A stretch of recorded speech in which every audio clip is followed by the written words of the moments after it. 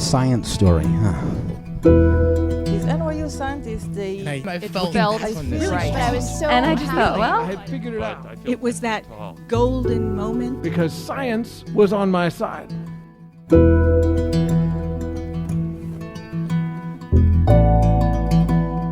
Hey guys, welcome to the Story Collider, where we bring you true personal stories about science.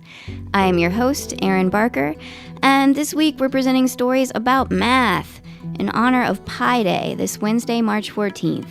Pi Day, you may be slightly disappointed to learn, as I was, is not a day centered around the eating of pies. It's actually in celebration of the mathematical constant pi, which is a very long number that begins 3.14. Hence, March 14th. You get it. We're all on the same page here. So, to join in this celebration, we have two stories from Mathematicians this week. Both were recorded in January 2018 at the Tipsy Crow in San Diego, California, at our show in partnership with Springer Nature and in conjunction with the American Mathematical Society's joint mathematics meeting. Our first story is from Ken Ono. I'm up here by accident.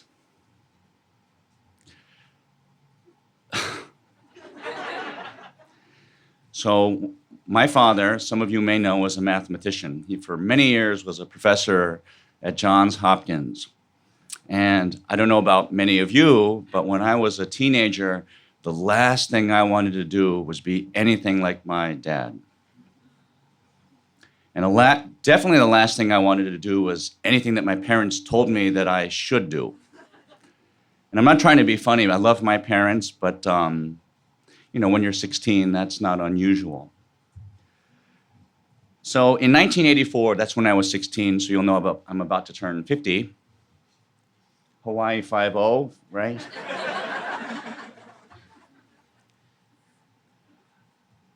When I was 16 in 1984, a letter came to the house addressed to my dad, written by a widow of an Indian mathematician by the name of Ramanujan. We made a film about him.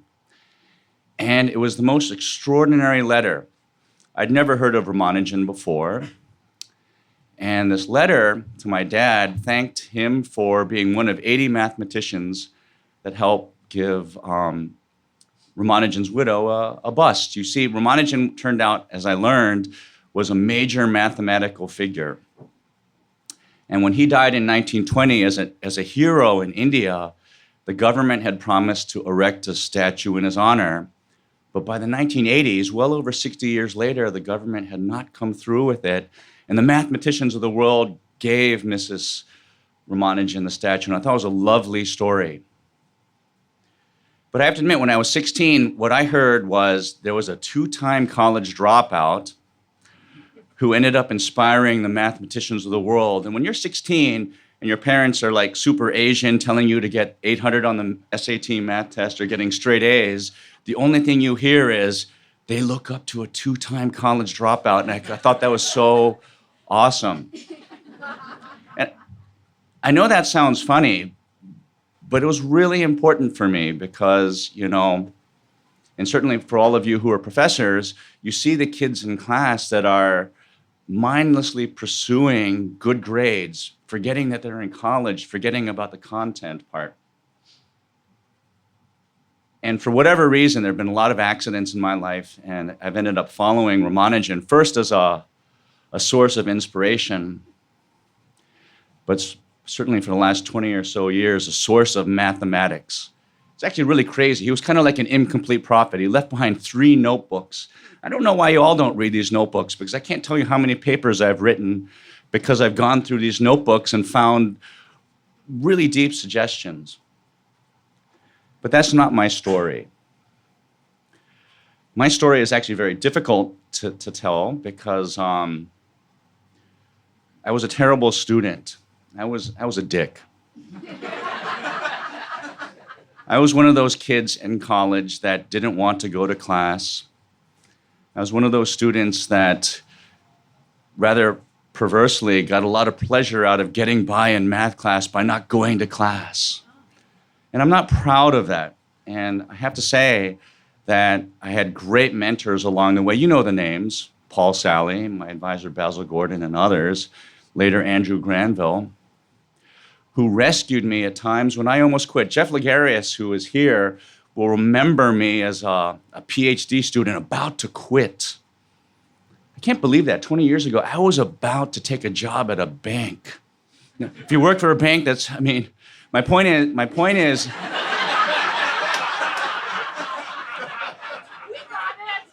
my point is that there are a lot of accidents, there are a lot of mentors along the way, and there can be a lot of luck in one's career. So my story is about how I accidentally ended up having a career in mathematics that somehow ends up with me standing bumbling in front of all of you about, well, whatever it is I'm going to say. So the story I want to tell you about is my big breakthrough. How is it that I became discovered and ended up having a good career? And it's totally by accident. So it was 1997, about 20 years ago. I got an email from Bruce Berndt, who is, many of you probably know Bruce. He's a professor at the University of Illinois. He's devoted his career to studying Ramanujan. And I am so grateful that he said that he had an unpublished manuscript that Ramanujan had left behind, and he wanted some help editing this manuscript. I thought it actually sucked, right? So what experience do I have editing a manuscript? But it was like the most incredible experience. So in 1997, I was a beginning tenure track assistant professor at Penn State. This is Happy Valley. I was so grateful to get that job. Quite frankly, I didn't believe I deserved the job. I was certainly an imposter, a fraud. And in any event, let me just tell you a little about my circumstances. I had an office on the 4th floor. The building is called McAllister Building. It was built in 1904. It was originally intended to be the women's dormitory. But by 1997, it was in decrepit state, but somehow it was good enough to be the math department. I mean, how awful was it? It was this awful. The internet went out probably every month, and I can exactly tell you why. Because the cables, which were in the attic, we had squirrels living in the attic, and so certainly the squirrels enjoyed the taste of internet cables, or at least the mouthfeel of them, and so the internet went out all the time. My office was in the corner. The ceiling was so low that there were places where, well, for half of the office, you really couldn't even stand up, and I'm not that tall. I had an air conditioner. It didn't work. And my window, it had a lock. No, that's not right. It once had a lock, presumably broken off decades ago, but it didn't even really matter because this building was in such decrepit state that there must have been like 5 or 6 layers of paint that made it impossible to open the window. Well, anyway, in any event, getting back to this manuscript that Bruce Berndt asked me to help him out with, it was a chore. And so we started going through the notebooks. And there were some things in the notes that were just wrong. But it turned out that they weren't wrong. It was that I wasn't smart enough to figure out how right they were. So you see, Ramanujan in his notebooks sometimes used the equal sign in a way that's so different from what we would agree as. Or if A equals B, that's supposed to mean A and B are the same thing. But to Ramanujan, it didn't mean anything like that. So over the course of several months, we went through the notes, and I had this freakish yellow couch in my office. When you're a poor graduate and a poor beginning tenure track assistant professor, you can't actually furnish your office. So I was so excited when I went to Penn State Salvage. I bought this stained orange couch for $20, and it was like my most prized possession. By the way, if you need like adding machines from the 1960s, go to Penn State Salvage. You can buy them for $5. So anyway, it was on this couch that I did most of my work. And in the course of going through Ramanujan's notes, I finally began to figure out one of these formulas. It was so wrong that, just like Hardy said, it had to be somehow right. It had to be born out of genius. And I can't explain this, but it was one of those flashes of insight where I finally saw what Ramanujan had meant in this formula, and it turned out it was related to a 80-year-old problem. And I went to the computer and I started computing, and term by term, it actually worked out, despite the fact that it had no right to work out. So I went back to the orange couch and I tried to build a theory out of it. And then it was another thing. I finally figured out it was related to things I'd actually been thinking about. I hate it when someone tells you when they're dead after 60 years that you don't understand your own subject. And it was an epiphany. I've never had another epiphany, I think, like that. I sprang up from my yellow couch. I banged my head on the gabled roof of this ceiling of this building. I still have a notch here. I mean, you have no idea. I really have it's more than a scar. My skull is indented here. And I couldn't believe the gift that I was given by going through these notes. I ran out into the hall, went to the bathroom.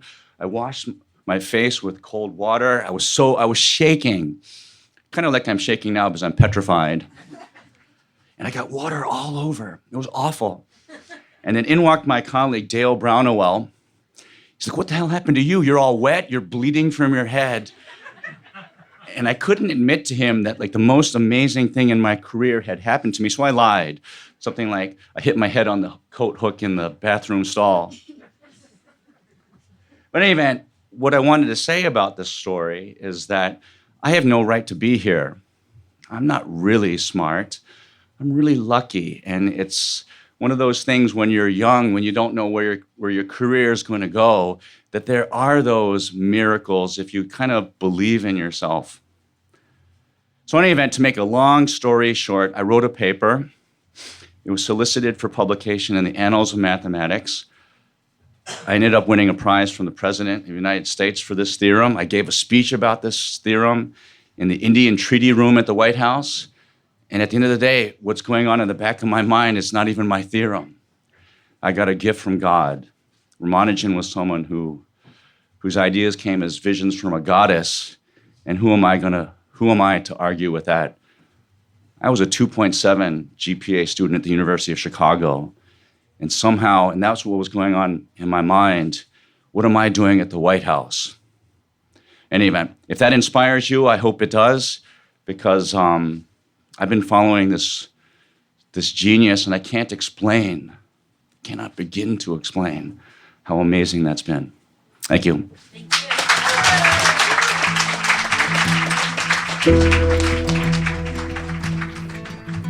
That was Ken Ono. Ken is the Asa Griggs Candler Professor of Mathematics at Emory University. He is the Vice President of the American Mathematical Society and is considered to be an expert in the theory of integer partitions and modular forms. He was awarded a Presidential Early Career Award for Science and Engineering by Bill Clinton in 2000, and he was named the National Science Foundation's Distinguished Teaching Scholar in 2005. He serves as editor-in-chief for 2 Springer Nature journals and is an editor of Springer's The Ramanujan Journal. He was also an associate producer of the Hollywood film The Man Who Knew Infinity, which starred Jeremy Irons and Dev Patel. Both of our stories today are from our partnership with Springer Nature's Springer Storytellers program. To find out more about these storytellers and our ongoing partnership, check out beforetheabstract.com. Our next story is from Piper Harron. I smile a lot. I was invited to do this radio show once. It never aired. I'd been invited because they'd heard about me, about my thesis. At one point, one of the hosts expressed surprise at my voice. He thought I'd be angrier. Well, my cisgender heterosexual darling, this is what angry sounds like. I smile a lot because navigating social expectations and other people's perceptions is second nature to me. The analysis, the accommodation happens automatically without my consent.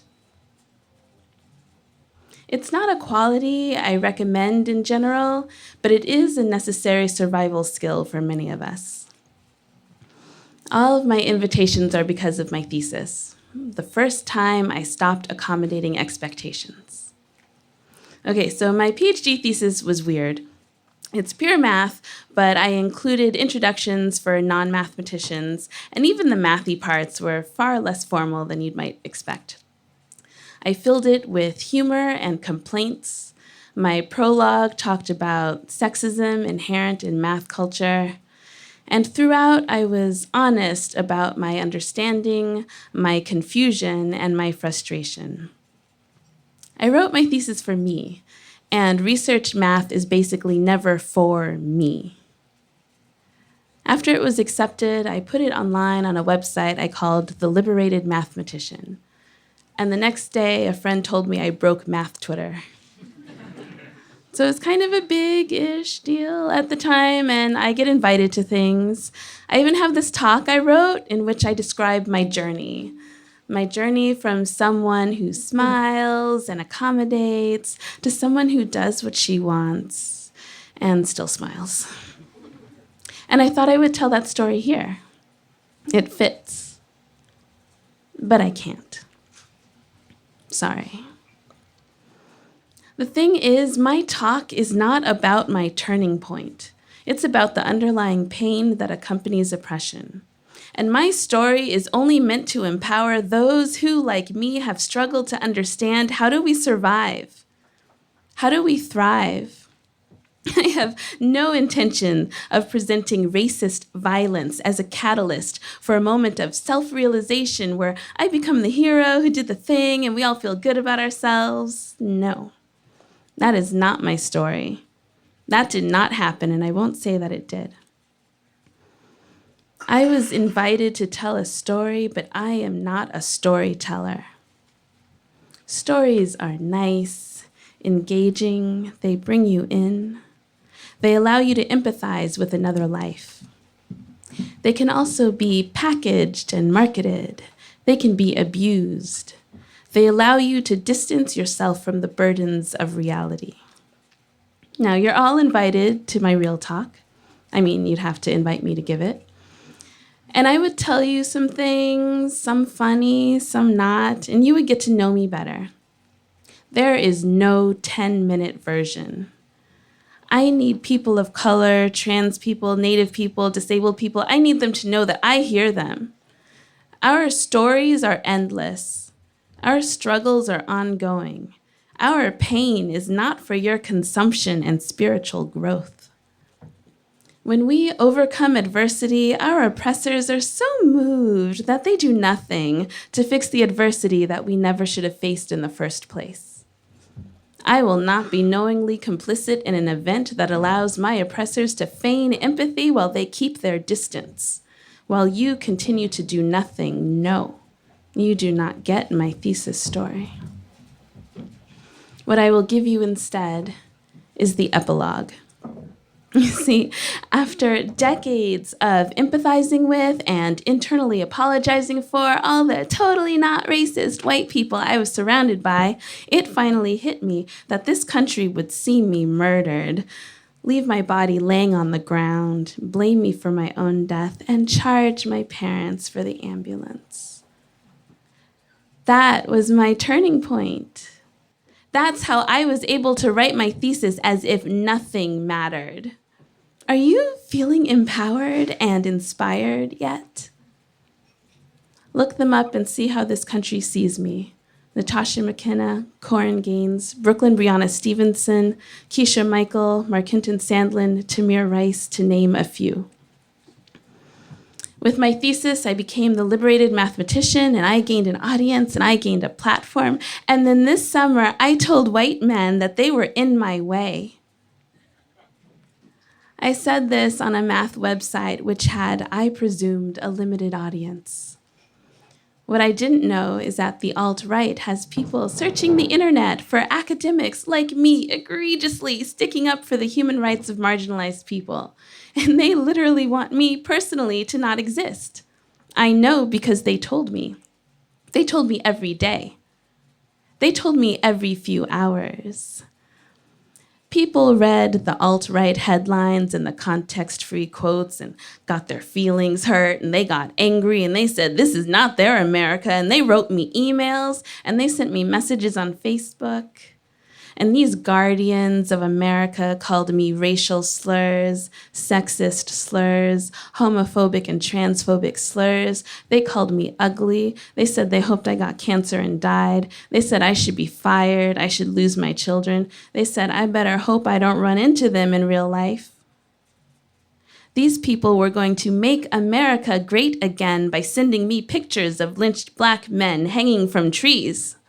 I guess that was the last time America was great. Have you ever waited impatiently for something you were excited for? You know how long that takes? Have you ever waited for an end to something awful? Do you know how long that takes? Have you ever waited for the pain to stop? It seems silly to measure this in weeks. What's 2 or 3 weeks? I want you to think of this in terms of hours. It was over 300 hours that I endured this barrage of hate. And it wasn't even the hate that got to me so much as it was the uncertainty. For over 300 hours, I felt unsafe. Can you think of a time when you didn't feel safe? When you didn't know what was going to happen to you, whether or how it was going to end, whether your life would be ruined forever, or... As soon as it started, a friend warned me that this was an attack. They would threaten me, threaten my family, try to get me actually fired, and in fact, they emailed every single member of the math faculty, the Board of Regents, the chair. Some left threatening voicemails I have not listened to. One student contacted every single journalist, editor, and photographer in the state. By day 3 of this, my outlook was dark. And I received a lot of support from friends and strangers, but it did not break the darkness. The constant exposure to hate has an effect even if you don't believe it, even if you don't care, even if these people are truly nothing to you. That's something I never understood about bullying. It has a power even if you understand it's not real. Now, I was told this was my fault. I'm not talking trolls anymore. I'm talking about people in my world or in my periphery, people who claimed that they were trying to help. I was told I should have expected this. I was told my blog post was imperfect, and that's why the harassment is lasting so long. I was told I shouldn't even be writing these things on the internet if I haven't put in the time and the research, if I haven't been following the social justice issues coming out of other departments. I was told I was responding wrong. I was told I wasn't listening. The trolls made me unsafe because they wanted me to shut up, to not exist. They wanted me fired. They actually tried to destroy me in as much as they could. The so-called allies made me unsafe because they told me that who I was not enough, that my story, my pain did not matter if I didn't do things in the way they deemed fit. They told me it was not okay to have an emotional reaction, even as I'm scanning every damned email looking for physical threat against me and my children. The so-called allies scrutinized me. They scrutinized my behavior, my emotions, my reactions. They took the trolls for granted. What did I expect? The trolls and the false allies shared a common belief that I was some kind of soldier in a cause rather than a human being. And this would be funny, but it's not. Because soldiers are human beings too, and soldiers get stress and trauma disorders, and so did I. 6 weeks before school started, I had my first panic attack. It had been about a month since the harassment had died down, and I thought that my life and my sense of self were returning to normal, and I finally made my first public post on Facebook. The very next day, I get an email from an alt-right website saying they're running a story on my Facebook activity. They have screenshots. They have comments from my spouse and my friends. I walked away from the computer and the walls started closing in. I can't do this, I can't do this, I can't do this, I can't do it like this. I'm gonna have to give it all up. I came this far and I'm gonna have to give it all up. Being the liberated mathematician, talking about things I care about is important to me, but I could not stand up to the fear of another psychological assault. For the next 2.5 months, I would have basically constant anxiety and 1 to 2 full panic attacks a week. The constant anxiety was like dread took over my body, physical sensations in my stomach, up through my chest, my throat, and in my mouth. I have anxiety still, and anxiety makes everything harder. Anxiety is your body treats everyday tasks like scary, scary monsters. I look at my to-do list and I'm like, oh, no, absolutely not. Everything's impossible. I cannot. And it's not like I've never not accomplished things before, right? The difference with anxiety is the impact.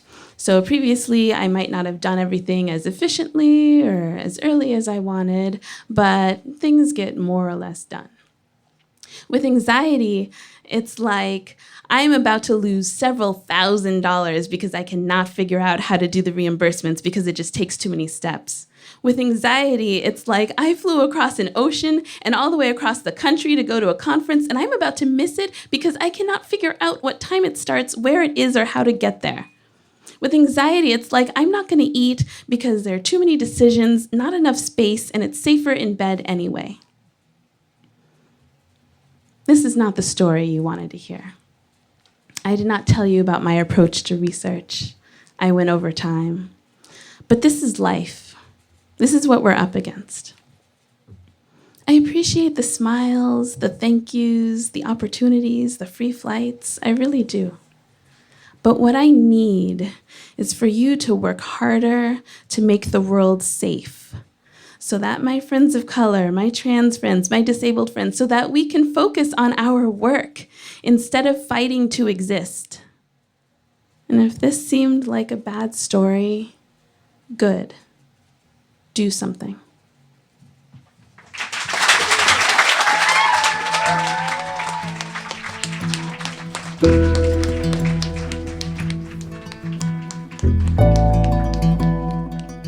That was Piper Harron.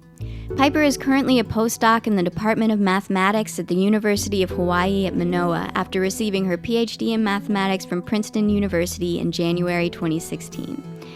Her Ph.D. thesis, which we will link to on our site, received recognition for its humorous style and blunt social commentary, and she has traveled to many institutions around the country and in Canada to talk about her experiences trying to survive other people's good intentions. Some big news for you guys.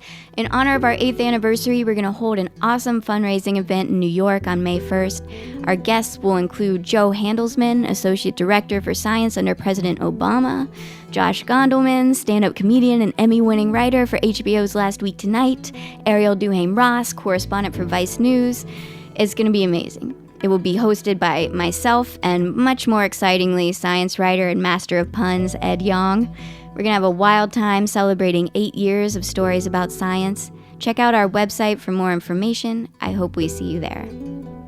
The Story Collider is grateful for the support of the Tiffany & Co. Foundation and of Science Sandbox, a Simons Foundation initiative dedicated to engaging everyone with the process of science. The Story Collider is directed by Aaron Barker, that's me, and Liz Neely, with help from our amazing staff and volunteers. The stories featured in today's podcast were from shows produced by Aaron Barker, that's me again, and Shane Hanlon. The podcast is produced by Zoe Saunders. The theme music is by Ghost. Special thanks to the Tipsy Crow for hosting this show and to everyone celebrating Pi Day this week. Try not to party too hard, guys. Please celebrate responsibly. Thanks for listening.